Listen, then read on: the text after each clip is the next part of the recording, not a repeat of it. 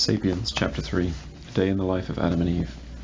To understand our nature, history and psychology, we must get inside the heads of our hunter-gatherer ancestors. For nearly the entire history of our species, sapiens lived as foragers. The past 200 years, during which ever-increasing numbers of sapiens have obtained their daily bread as urban laborers and office workers, and the preceding 10,000 years, during which most sapiens lived as farmers and herders, are the blink of an eye compared to the tens of thousands of years during which our ancestors hunted and gathered. The flourishing field of evolutionary psychology argues that many of our present-day social and psychological characteristics were shaped during this long pre-agricultural era.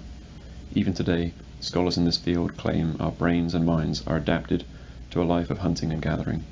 Our eating habits, our conflicts, and our sexuality are all the result of the way our hunter-gatherer minds interact with our current post-industrial environment, with its megacities, aeroplanes, telephones, and computers.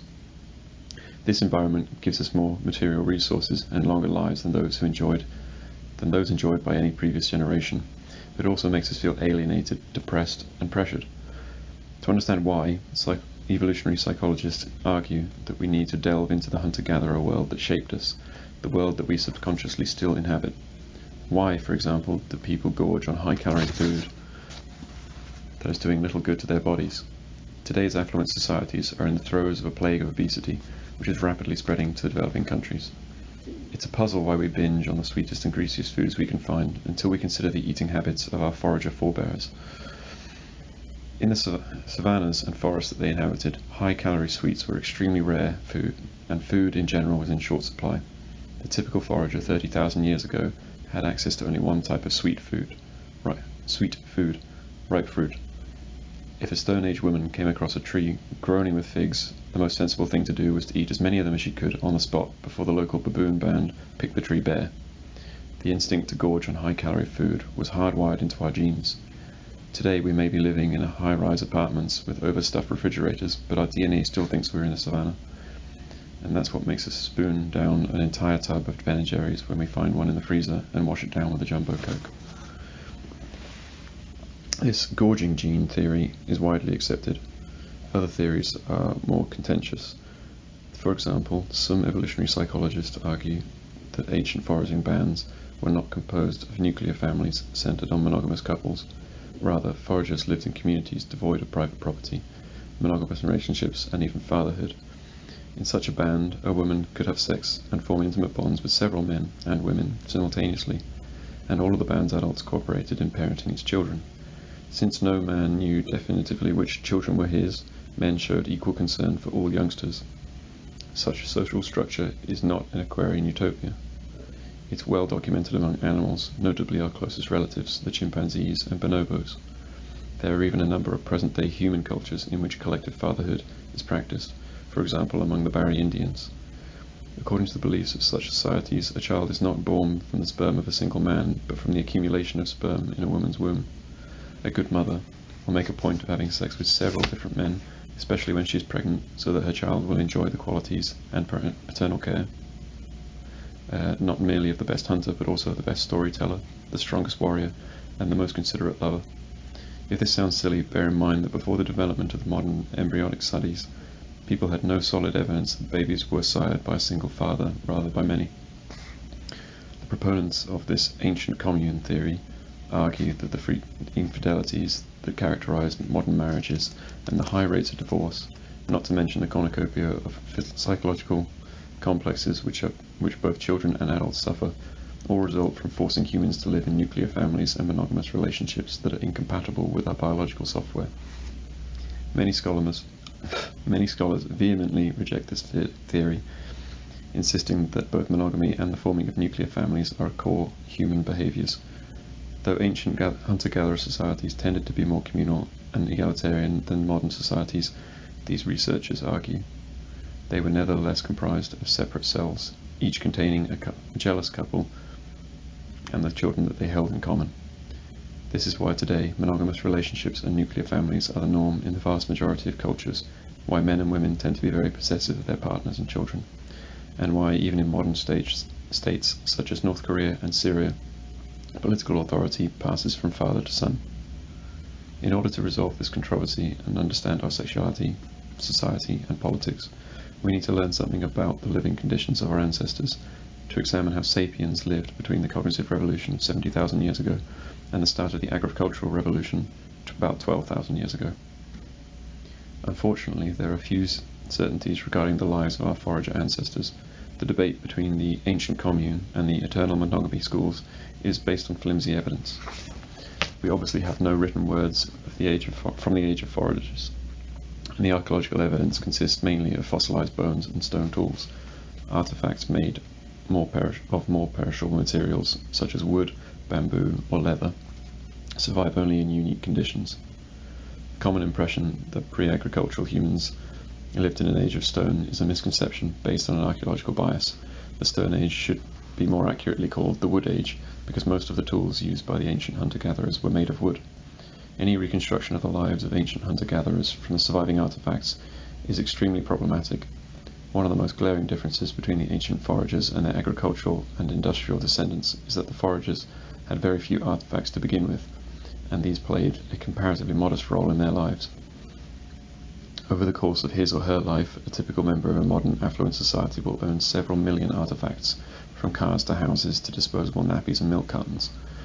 There's hardly any activity, a belief, or even an emotion that is not mediated by objects of our own devising. Our eating habits are mediated by mind-boggling collection of such items, from spoons and glasses to genetic engineering labs and gigantic ocean-going ships. In a play, we use a plethora of toys, from plastic cards to 100,000-seater stadiums. Our romantic and sexual relationships are accrued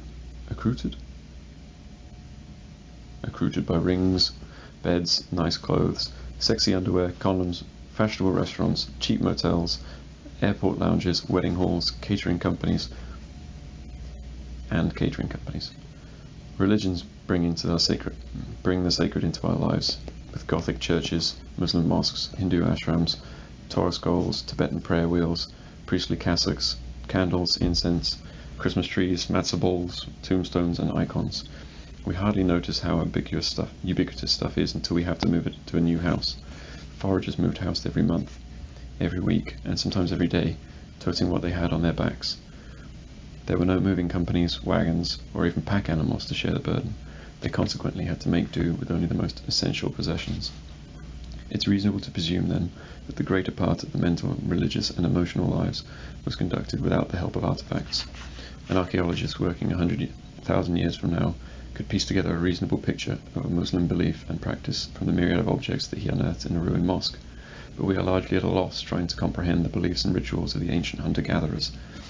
It's much the same dilemma that the future historian would face if he had to depict a society of the world of 21st century teenagers solely from the basis of the surviving snail mail, since no records will remain of their telephone conversations, emails, blogs, and text messages. A reliance on artifacts will thus bias an account of an ancient hunter-gatherer life. One way to remedy this is to look at modern forager societies. These can be studied directly by anthropological observation, but there are good reasons to be very careful in extrapolating from modern forager societies to ancient ones. Firstly, the forager societies that have survived into the modern era have been influenced by neighbouring agricultural and industrial societies. Consequently, it's risky to assume that what is true of them was also true tens of thousands of years ago. Secondly, modern forager societies have survived mainly in areas with difficult climatic conditions and inhospitable terrain, ill-suited for agriculture. Societies that have adapted to extreme conditions, places such as the Kalahari Desert in southern Africa, may well provide a very misleading model for understanding the ancient societies in fertile areas such as the Yangtze River Valley. In particular, population density in an area like the Kalahari Desert is far lower than it would have been around ancient Yangtze. This has far-reaching implications for key questions about the size and structure of human bands and the relationship between them. Thirdly, the most notable characteristics of hunter-gatherer societies is how different they are from the other. They differ not only from one part of the world to another, but also in the same region. One good example is the huge variety of the first European settlers found among the Aborigine peoples of Australia. Just before the British conquest, between 300,000 and 700,000 hunter-gatherers lived on the continent in 200 to 600 tribes. each of which was further divided into several bands. Each tribe had its own language, religion, norms, and customs.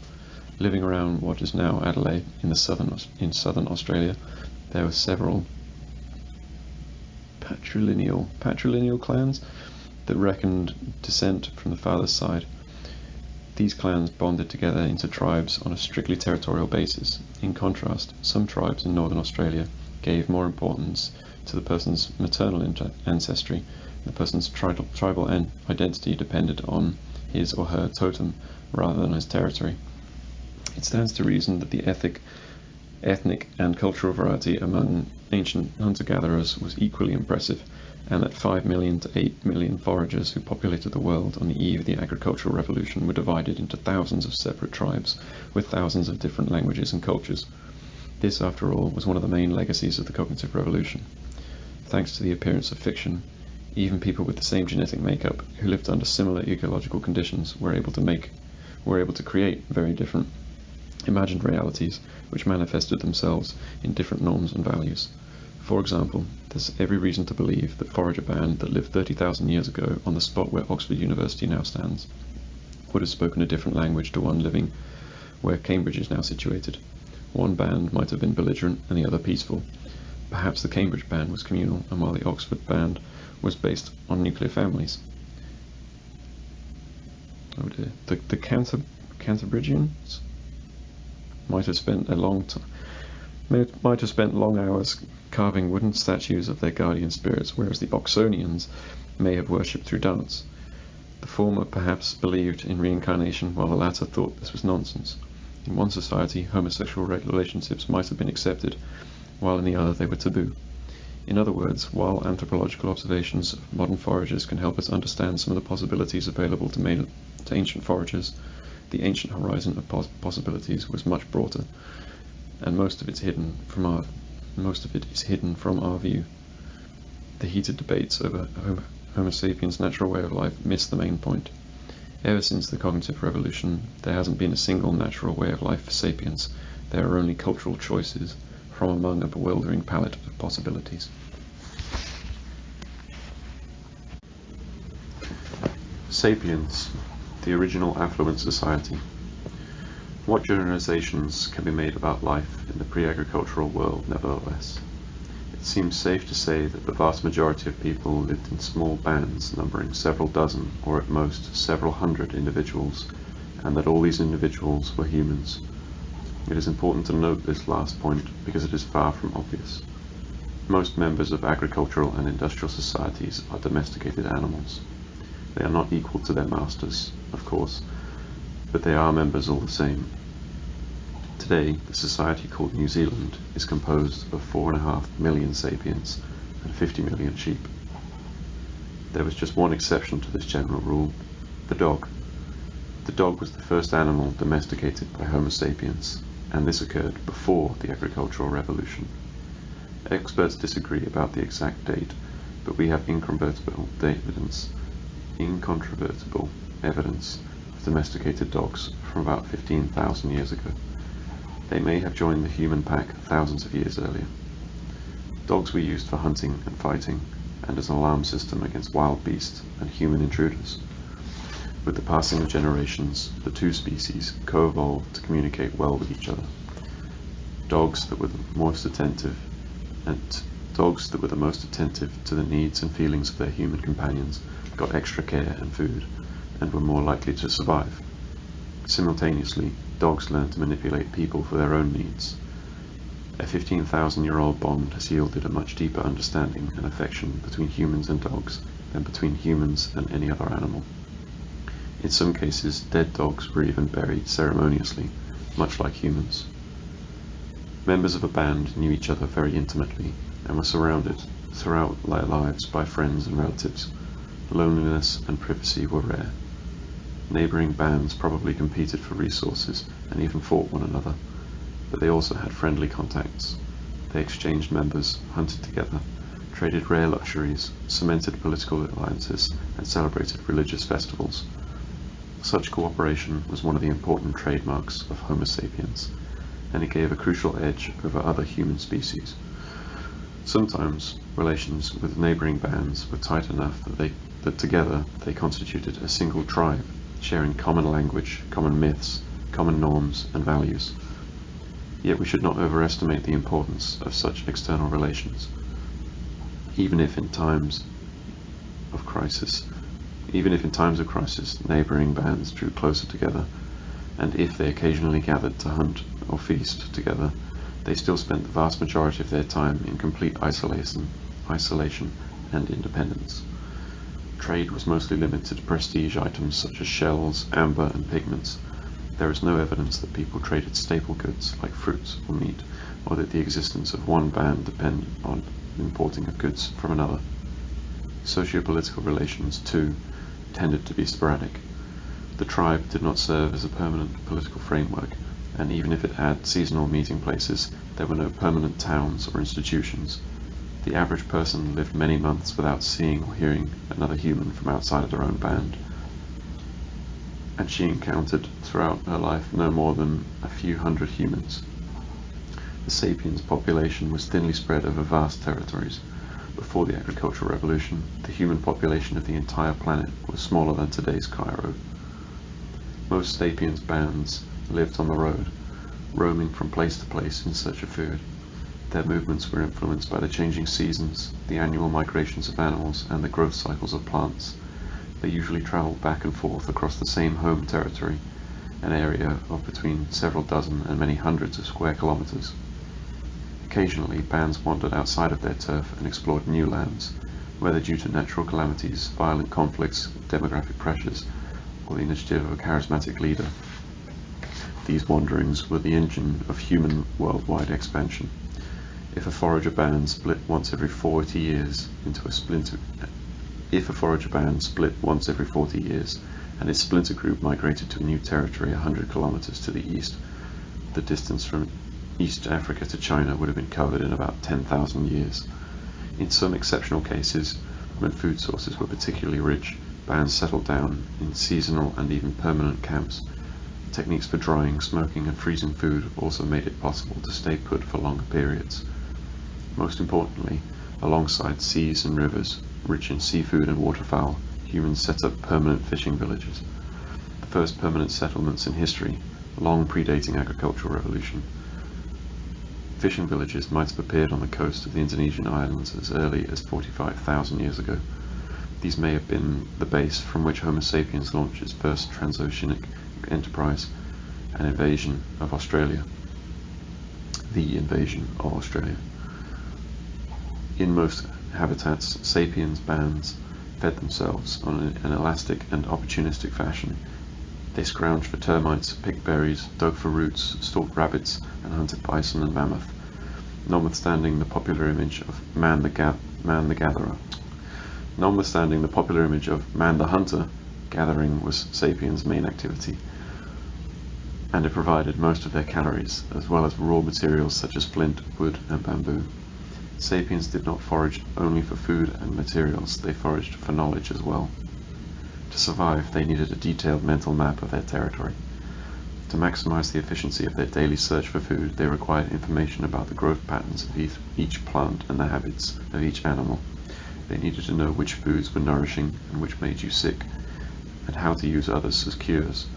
They needed to know the progress of the seasons and what warning signs predated the thunderstorm or dry spell. They studied every stream, every walnut tree, every bear cave, every flint stone deposit in their vicinity. Each individual had to understand how to make a stone knife, how to mend a torn cloak, and how to lay a rabbit trap, how to face avalanches, snake bites, or hungry lions. Mastery of each of these many skills required years of apprenticeship and practice. The average ancient forager could turn a flint stone into a spear point within minutes.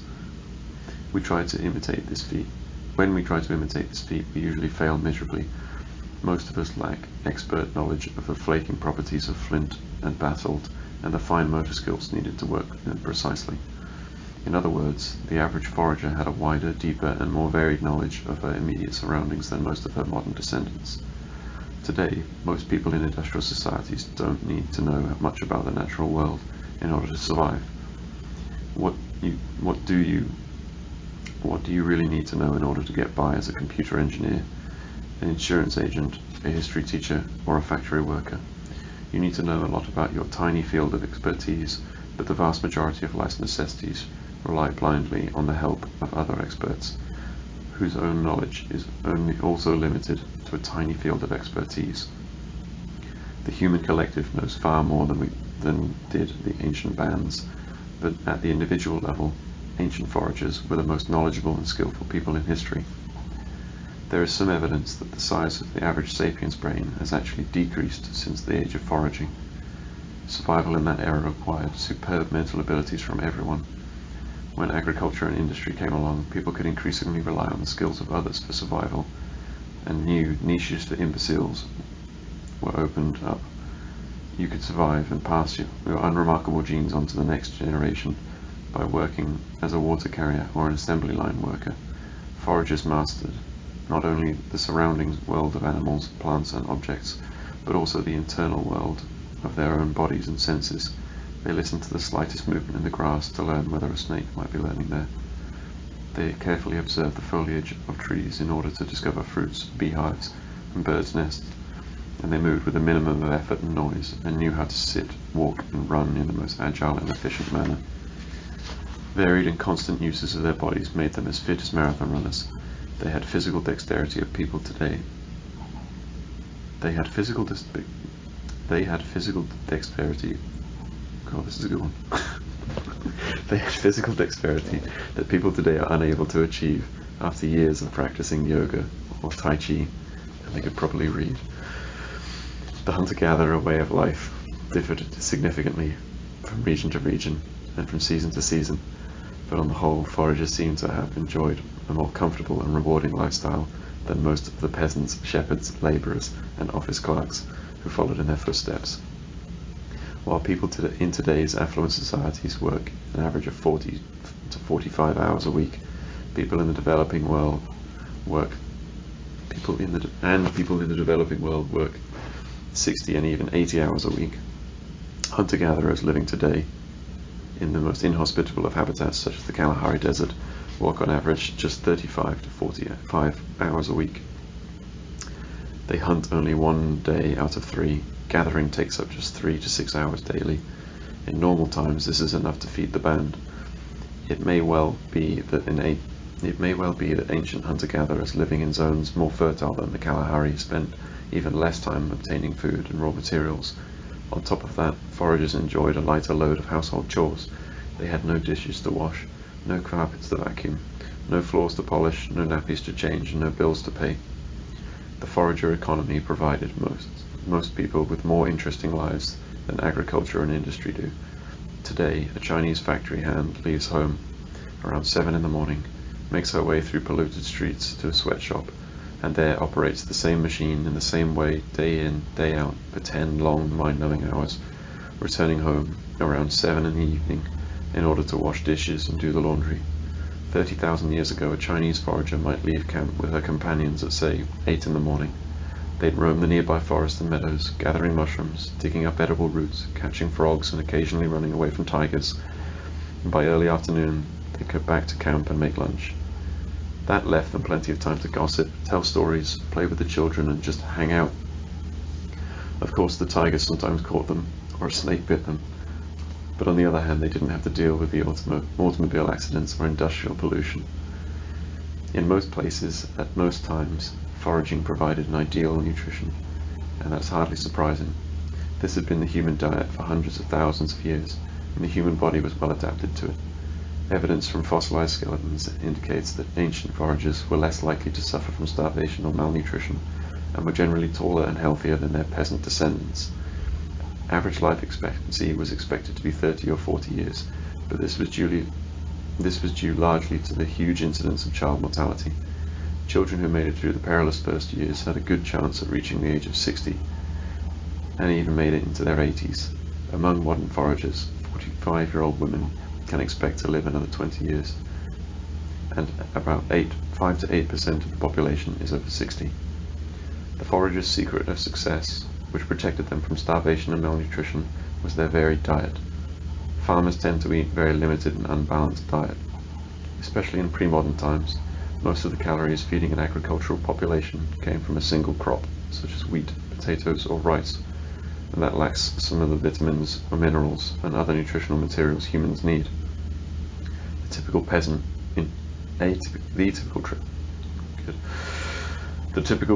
in traditional China ate rice for breakfast, rice for lunch, and rice for dinner. If she was lucky, she could expect to eat the same the following day. By contrast, ancient foragers regularly ate dozens of different foodstuffs. The peasant's ancient ancestor, the forager, may have eaten berries and mushrooms for breakfast, fruit, snails, and a turtle for lunch, and rabbit steak with wild onions for dinner. Tomorrow's menu might have been completely different. This variety ensured that the ancient foragers received all the necessary nutrients. Furthermore, by not being dependent on any single kind of food, they were less liable to suffer when one particular food source failed. Agricultural societies are ravaged by famine when drought or fire, earthquake devastates the annual rice or potato crop. Foragers' societies were hardly immune from natural disasters and suffered from periods of want and hunger, but they were usually able to deal with such calamities more easily. If they lost some of their staple foodstuffs, they could gather or hunt other species, or move to a less affected area. Ancient foragers also suffered less from infectious diseases. Most of the infectious diseases that have plagued agricultural and industrial societies, such as smallpox, measles, and tuberculosis, originated in domesticated animals and were transferred to humans only after the agricultural revolution. Ancient foragers, who had domesticated only dogs, were free of these scourges. Moreover, most people in agricultural and industrial societies lived in dense, unhygienic, permanent settlements, ideal hotbeds for disease. Foragers roamed the land in small bands that could not sustain epidemics. The wholesome and varied diet, the relatively short working week, and the rarity of infectious diseases have led many experts to define pre-agricultural forager societies as the original affluent societies. It would be a mistake, however, to idealize the lives of these ancients. Though they lived better lives than most people in agricultural and industrial societies, their world could be harsh and unforgiving. Periods of want and hardship were not uncommon. Child mortality was high, and an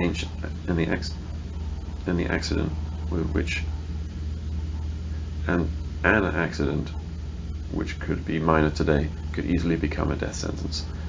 Most people probably enjoyed the close intimacy of the roaming band, but those unfortunates who incurred the hostility and mockery of their fellow band members probably suffered terribly. Modern foragers occasionally abandon and even kill old or disabled people who cannot keep up with the band. Unwanted babies and children may be slain, and there are even cases of religious-inspired human sacrifice. The Ache people, hunter-gatherers who lived in the jungles of Paraguay until the 1960s, offer a glimpse into the darker side of foraging. When a valued band member died, the Ache customarily killed a little girl and buried the two together. Anthropologists who interviewed the Ache recorded a case in which a band had abandoned a middle-aged man who fell sick and was unable to keep up with the others. He was left under a tree.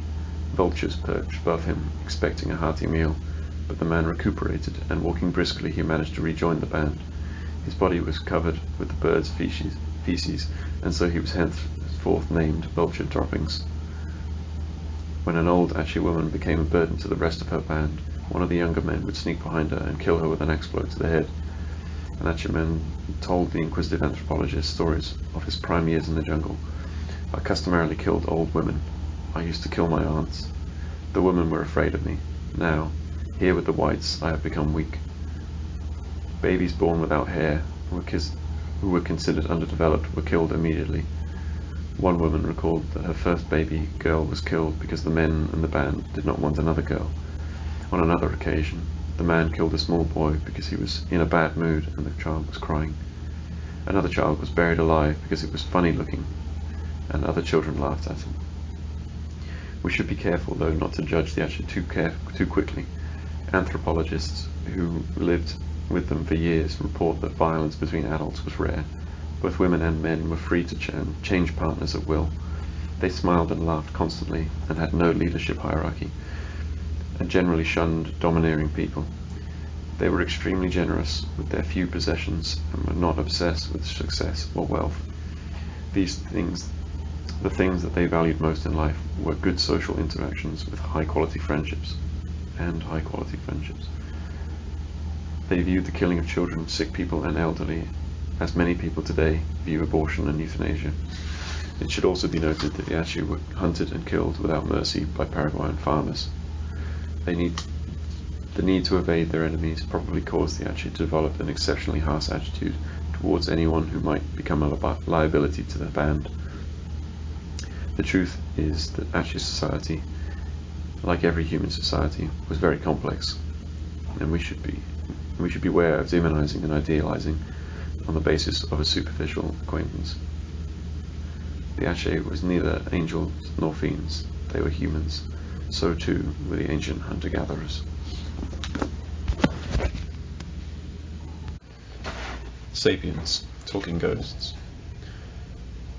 What can we say about the spiritual and mental life of the ancient hunter-gatherers? The basics of the forager economy can be reconstructed with some confidence based on quantifiable and objective factors. For example, we can calculate how many calories per day a person needed in order to survive, how many calories were contained in 1 kilogram of walnuts, and how many walnuts would be gathered from a 1 square kilometer of forest. With this data we can make an educated guess about the relative importance of walnuts in their diet. But did they consider walnuts a delicacy or a humdrum staple? Did they believe that walnut trees were inhabited by spirits? Did they find walnut leaves pretty? If a forager boy wanted to take a forager girl to a romantic spot, did the shade of a walnut tree suffice? The world of thought, belief and feeling is by definition far more difficult to decipher. Most scholars agree that animalistic beliefs were common among ancient foragers. Animistic. Animism, from anima, soul or spirit in Latin, is this belief that almost every place, every animal, every plant and every natural phenomenon has awareness and feelings and can communicate directly with humans. Thus, animists may believe that a big rock on the top of a hill has desires and needs. The rock might be angry about something that the people did and rejoice over some other action. The rock might admonish people or ask for favors. Humans, for their part, can address the rock to mollify or threaten it. Not only the rock, but also the oak tree at the bottom of the hill is an animated being, and so is the stream flowing below the hill. The spring in the forest, the clearing, the bushes growing around it, the path to the clearing, and the field mice, wolves, and crows that drink there. In the animist world, objects and living things are not the only animated beings. There are also immaterial entities, the spirits of the dead, and friendly and benevolent beings, the kind of things that we today call demons, fairies, and angels. Animists believe that there is no barrier between humans and other beings. They can all communicate directly through speech, song, dance, and ceremony. A hunter may address a herd of deer, or ask that one of them sacrifice itself. If the hunt succeeds, the hunter may ask the dead animal to forgive him. And when someone falls sick, a shaman can contact a spirit that caused the sickness and try to pacify it or scare it away. If need be, the shaman may ask for help from other spirits. What characterizes all these acts of communication is that the entities being addressed are local beings. They are not universal gods, but rather a particular deer, particular tree, a particular stream, a particular ghost. Just as there are no barriers between humans and other beings, neither is there a strict hierarchy. Non-human entities do not exist merely to provide for the needs of man, nor are they all-powerful gods who run the world as they wish. The world does not revolve around humans or around any other particular group of beings. Animism is not a specific religion. It is a generic name for thousands of very different religions, cults, and beliefs. What makes all of them animists is a common approach to the world and the man's place in it.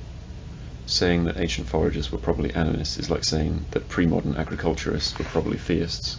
Theism, from theos, God in Greek, is the view that universal order is based on a hierarchical relationship between humans and a small group of ethereal entities called gods. It is certainly true to say that pre-modern agriculturalists tended to be theists, but it does not teach us much about particulars. The generic rubric theists covers Jewish rabbis from 18th century Poland, witch-burning Puritans from 17th century Massachusetts, Aztec priests from 15th century Mexico, Sufi mystics from 12th century Iran, 10th century Viking warriors, 2nd century Roman legionnaires, and 1st century Chinese bureaucrats. Each of these viewed the other's beliefs and practices as weird and heretical. The differences between the beliefs and practices of groups of animistic foragers were probably just as big. Their religious experience may have been turbulent and filled with controversies, reforms, and revolutions, but these cautious generalizations are about as far as we can go. Any attempt to describe the specifics of archaic spirituality is highly speculative, as there is next to no evidence to go by, and very little evidence we have. A handful of artifacts and cave paintings can be interpreted in a myriad of ways. The theories of scholars who claim to know what the foragers felt shed much light on the prejudices of their authors. The theories of scholars who claim to know what the foragers felt shed more light on the prejudices of their authors than the Stone Age religions. Instead of erecting mountains of theory over a molehill of tomb relics, cave paintings, and bone statuettes, it's better to be frank and admit that we have only the haziest notions about religions of ancient foragers. We assume that they were animists, but that's not very informative. We don't know which spirits they prayed to, which festivals they celebrated, or which taboos they observed. Most importantly, we don't know what stories they told. It's one of the biggest holes in our understanding of human history. The socio-political world of the foragers is another area about which we do know next to nothing. As explained above, scholars cannot even agree on the basics, such as the existence of private property, nuclear families, and monogamous relationships. It's likely that different bands had different structures. Some may have been hierarchical, tense and violent as the nastiest chimpanzee group, while others were as laid back, peaceful, and lascivious as a bunch of bonobos. In Sungir, Russia, archaeologists discovered in 1955 a 30,000-year-old burial site belonging to a mammoth hunting culture. In one grave they found the skeleton of a 50-year-old man covered in strings of mammoth ivory beads containing about 3,000 beads in total. On the dead man's head was a hat decorated with fox teeth, and on his wrists 25 ivory bracelets. Other graves from the same site contained far fewer goods. Scholars deduced that the Sungir mammoth hunters lived in a hierarchical society, and that the dead man was perhaps the leader of the band, or an entire tribe comprising of several bands. It's unlikely that a few dozen members of a single band could have produced so many grave goods by themselves. Archaeologists then discovered an even more interesting tomb. It contained two skeletons, buried head to head. One belonged to a boy aged about 12 or 13, and the other to a girl of about 9 or 10. The boy was covered with 5,000 ivory beads. He wore a fox-tooth hat and a belt with 250 fox teeth. At least 60 foxes had to have had their teeth pulled to get that many. The girl was adorned with 5,250 ivory beads. Both children were surrounded by statuettes and various ivory objects. A skilled craftsman or craftswoman probably needed about 45 minutes to prepare a single ivory bead. In other words, fashioning the 10,000 ivory beads that covered the two children, not to mention the other objects, required some 7,500 hours of delicate work, well over 3 years of labour by an experienced artisan. It's highly unlikely that at such a young age the Sungir children have proved themselves as leaders or mammoth hunters. Only cultural beliefs can explain why they received such extravagant burial. One theory is that they owed their rank to their parents. Perhaps they were the children of the leader, in a culture that believed in either family, charisma, or strict rules of succession. According to a second theory, the children had been identified at birth as the incarnations of some long-dead spirits. A third theory argues that the children's burial reflects the way that they died, rather than their status in life. They were ritually sacrificed, or perhaps part of the tomb rites of the leader, and then entombed with pomp and circumstance. Whatever the correct answer, the Sungir children are among the best pieces of evidence that 30,000 years ago Sapiens could invent socio-political codes that went far beyond the dictates of our DNA and the behavior patterns of other human and animal species. Sapiens, peace or war? Finally, there's the thorny question of the role of war in the forager societies. Some scholars imagine ancient hunter-gatherer societies as peaceful paradises, and argue that war and violence only began with the agricultural revolution, when people started to accumulate private property. Other schools maintain that the world of the ancient foragers was exceptionally cruel and violent. Both schools of thought are castles in the air, connected to the ground by the thin strings of meagre archaeological remains and anthropological observations of present-day foragers. The anthropological evidence is intriguing but very problematic. Foragers today live mainly in isolated and inhospitable areas such as the Arctic or Kalahari, where population density is very low and opportunities to fight other people are limited. Moreover, in recent generations, followers have been increasingly subject to the authority of modern states, which prevent the eruption of large-scale conflicts. European scholars have only had two opportunities to observe large and relatively dense populations of independent foragers: in northwestern North America in the 19th century and in northern Australia during the 19th and early 20th centuries. Both Amerindian and Aboriginal Australian cultures witnessed frequent armed conflicts. It is debatable, however, whether this represents a timeless condition or the impact of European imperialism. The archaeological findings are both scarce and opaque. What telltale clues might remain of any war that took place tens of thousands of years ago? There were no fortifications and walls back then, no artillery shells or even swords and shields. An ancient spear point might have been used in war, but it might also have been used to hunt as well. Fossilized human bones are no less hard to interpret. A fracture might indicate a war wound or an accident, nor the absence of fractures or cuts in an ancient skeleton conclusive proof that the person whom the skeleton belonged to did not die in a violent death. Death may have been caused by trauma to soft tissues that leave no marks on the bone. Even more importantly, during pre-industrial warfare, more than 90% of war dead were killed by starvation, cold and disease rather than by weapons. Imagine that 30,000 years ago, one tribe defeated its neighbour and expelled it from the coveted foraging grounds. In the decisive battle, 10 members of the defeated tribe were killed. In the following year, another 100 members of the losing tribe died of starvation, cold and disease. Archaeologists who came across these 110 skeletons might too easily conclude that most fell victim to the same natural disaster. How would we be able to tell that they were all victims of merciless war? Duly warned, we can now turn to the archaeological findings. In Portugal, a survey was made of 400 skeletons from the period immediately predating the agricultural revolution.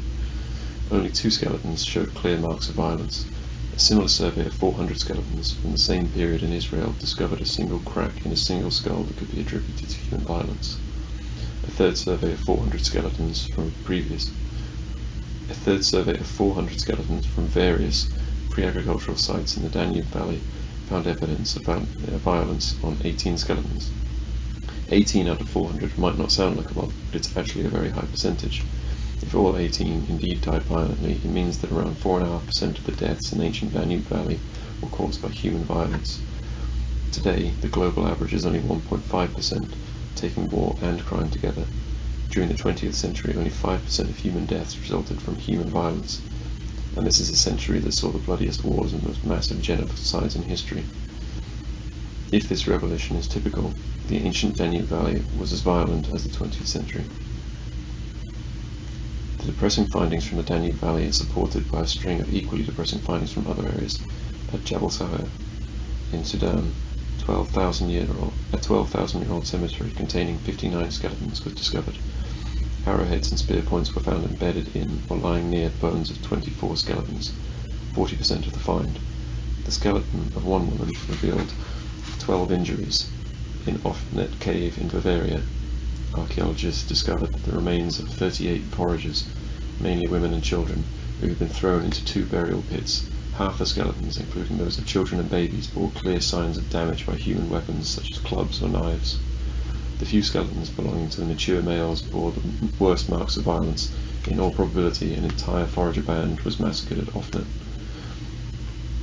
Which better represents the world of ancient foragers, the peaceful skeletons of Israel or Portugal, or the abattoirs of Jebel Sahar,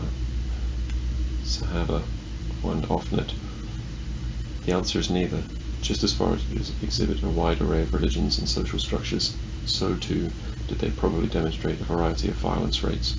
and while some areas and some periods of time may have enjoyed peace and tranquility, often others were driven by ferocious conflicts.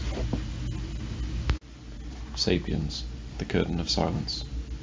If the larger picture of ancient forager life is hard to reconstruct, particular events are largely irretrievable. When a Sapiens band first entered a valley inhabited by Neanderthals, the following years might have witnessed a breathtaking historical drama. Unfortunately, nothing would have survived from such an encounter except, at best, a few fossilized bones and a handful of stone tools that remain mute under the most intense scholarly inquisitions. We may extract from the information about human anatomy, human technology, human diet, and perhaps even human social structure, but they reveal nothing about the political alliance forged between neighbouring Sapiens bands, about the spirits of the dead that bless this alliance, or about the ivory beads secretly given to the local witch doctor in order to secure the blessing of the spirits. This curtain of silence shrouds tens of thousands of years of history.